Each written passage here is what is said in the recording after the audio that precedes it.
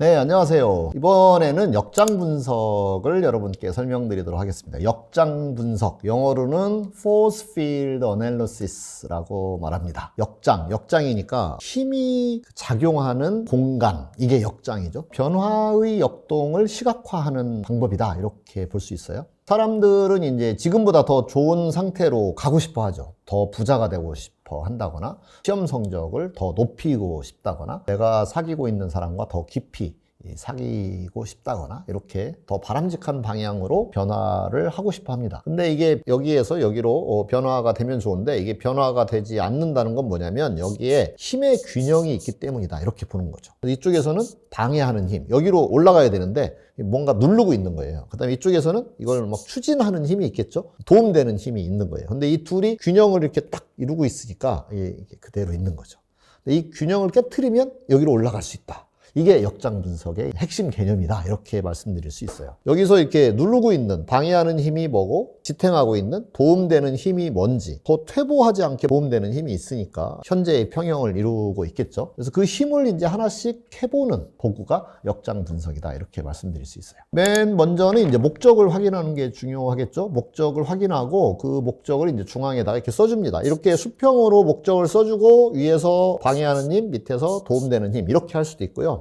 세워놓고 세로로, 그래서 이렇게 목적을 중앙에 쓰고 왼쪽에 방해하는 힘, 오른쪽에 도움되는 힘, 이렇게 쓰실 수도 있습니다. 그런 다음에 목적, 아까 말씀드린 대로 연애의 수준을 높이고 싶다, 이럴 수도 있고요. 내가 좀 더 부자가 되고 싶다, 이것도 있고요. 뭐 내 성장을 좀 더 훌륭한 사람이 되고 싶다, 이런 것이 이제 목적이에요. 그런데 거기에 이제 양쪽에다가 힘을 배치하는 거죠. 위아래로 배치해도 좋고 좌우로 배치해도 좋습니다. 그래서 거기에 배치를 하는데, 한쪽에 방해, 도움 이렇게 써놓으신 다음에 거기에 각각 요인들을 이제 적는 거죠. 내가 영어 수준이 지금보다 높이고 싶다. 근데 지금의 영어 수준을 도와주는 힘이 있을 거예요. 그러면 가끔 뭐 영어책을 읽는다, 뭐 이런 것이 이제 도움되는 힘이겠죠. 근데 이쪽에 방해하는 힘은 뭐냐면 한 달 내내 영어를 말할 기회가 없다, 뭐 이런 것들이 이제 방해하는 힘일 거예요. 그런 것들을 쭉 써보는 거예요.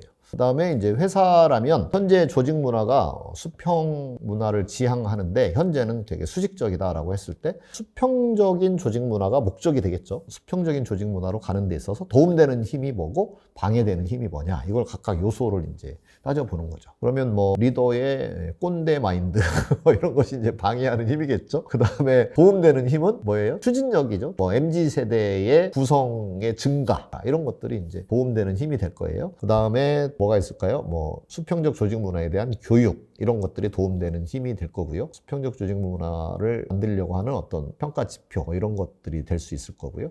중간 리더들의 마인드가 많이 좋아졌다라고 하면 중간 리더의 마인드, 이런 것들이 도움되는 힘이다, 이렇게 이야기할 수 있겠죠. 그 다음에 방해하는 힘은 대한민국 문화 전체가 좀 그러기 때문에 그럼 대한민국 문화 전반이 이제 방해하는 힘이다라고 이야기할 수도 있고요. 수평을 이루었을 때 뭔가 의사결정의 퀄리티가 낮아진다, 뭐 이런 것이 이제 방해하는 힘이다라고 볼 수도 있을 거예요. 그건 조직마다 다른 거기 때문에 제가 여기서 예시하는 것이 어떤 조직에서는 도움되는 힘으로 작동할 수도 있고 어떤 조직에서는 방해하는 힘으로 작동할 수도 있어요. 근데 그것은 참여하시는 분들이 판단을 해서 쓰시도록 한다, 이렇게 말씀드릴 수 있습니다. 그래서 그 요인들이 이제 10개가 나올 수도 있고 5개가 나올 수도 있고 뭐 20개가 나올 수도 있습니다. 그래서 그거를 쭉 이제 나열을 해보시는 거죠. 그 다음에 사람들과 상의를 해서 그 힘의 크기가 얼마 정도일 거냐를 이제 보시는 거예요. 뭐 예를 들어서 리더의 꼰대 마인드가 방해하는 힘이다 라고 하면 그게 굉장히 크게 작동한다라고 생각하면 거기에 화살표를 크게 그리거나 아니면 도트 보팅을 해서 거기에 보트가 많이 붙으면 시각적으로 이게 힘이 좀 세겠구나 라고 하는 것이 이제 눈으로 확인될 수 있는 게 되겠죠. 그렇게 해서 눈으로도 볼 때 이 두 개가 현재 균형이 잡혀져 있는지가 눈에 보이도록 요인들을 찾아내시고 그거에 대하여 힘의 크기를 표현하셔야 돼요. 근데 이 요인의 개수가 이쪽이 20개면 이쪽도 20개여야 될 필요는 없습니다. 여기 5개, 여기는 뭐 12개 이렇게 하셔도 괜찮습니다.